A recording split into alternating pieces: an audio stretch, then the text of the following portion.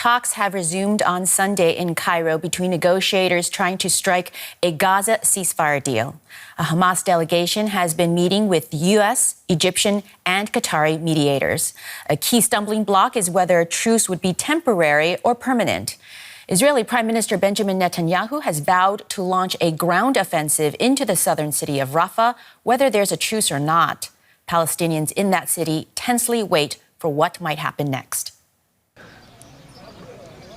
As these Gazans watch the destruction of their neighborhood, negotiations that will determine their future are taking place a few hundred kilometers away in Cairo. The resumption of talks for a ceasefire deal has ignited for many the longing to return home. There's a great sense of hope and anticipation as we have longed for months for the negotiations to succeed. So we and all the displaced people can go back home.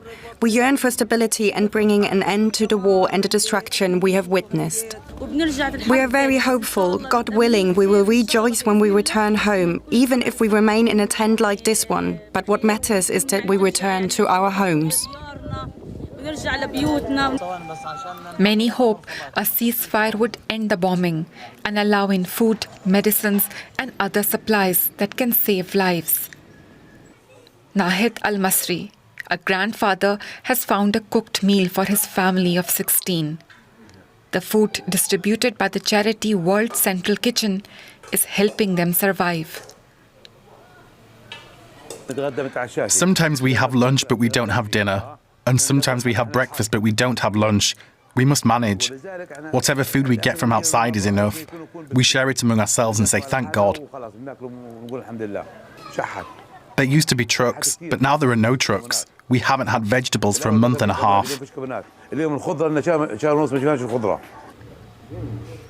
The UN says parts of the Gaza Strip are experiencing famine.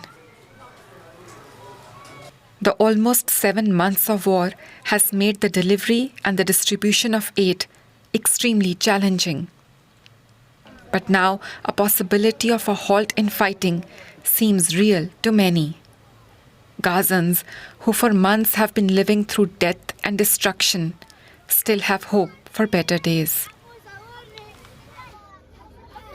For more on this, let's bring in journalist Karim El-Gawhary in Cairo. Thanks for joining us. What are you hearing from this second day of talks? Yeah, talks ongoing since yesterday. They are still continuing today. They are talking as we speak. It is a Hamas delegation together with the Egyptian and Qatari negotiators and the head of the CIA, William Burns. Who is not present is the Israeli delegation, who is saying they only will come to Cairo if there is a written statement from Hamas that they're accepting the Israeli conditions. What is on the table is basically a suggestion for a several-phased exchange of hostages and Palestinians in Israeli prisons.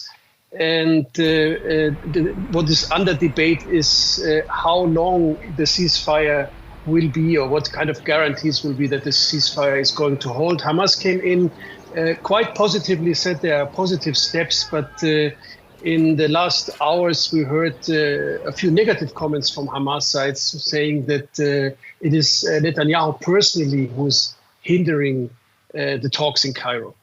So you have Hamas saying that there won't be a truce that doesn't end the war in Gaza. And then it doesn't sound like something that Israel would agree to. That is the absolute sticking point. And it's a contradiction. Basically, Hamas is asking for some kind of guarantees for a permanent ceasefire. And they want to have these guarantees from the negotiators, from the Egyptians, from the Qataris, but also from the Americans, who have to get these guarantees themselves from the Israelis. Of course, that contradicts the primary or stated war objective of Netanyahu, saying he wants to destroy Hamas and he wants to continue, or he wants to move into the ongoing, into a military offensive in Rafah, that of course doesn't fit together. So that's how to overcome that is difficult.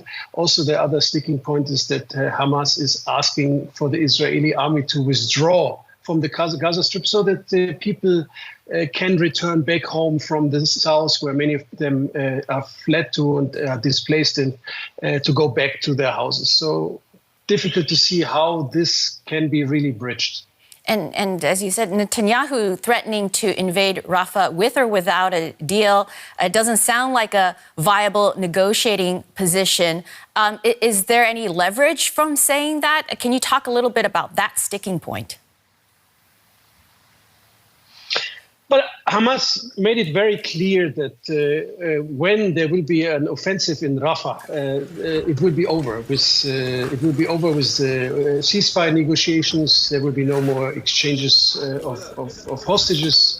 So, but at the same time, of course, Netanyahu is announcing this offensive no matter what, if there is negotiations or if even is there's an agreement. So this, of course, is also a contradiction. It's probably maybe also a way how the Israeli side is trying to put more pressure on Hamas in order to accept their proposals. There's a lot of things that are said and are leaked to the media, which are basically designed to create pressure on the other side and to make some strategic interventions in order to get some advantages within these negotiations. And maybe some of the words that are said publicly are also, or some of the things that are leaked are also basically the intention is to make some strategic intervention to get some advantage in the negotiations.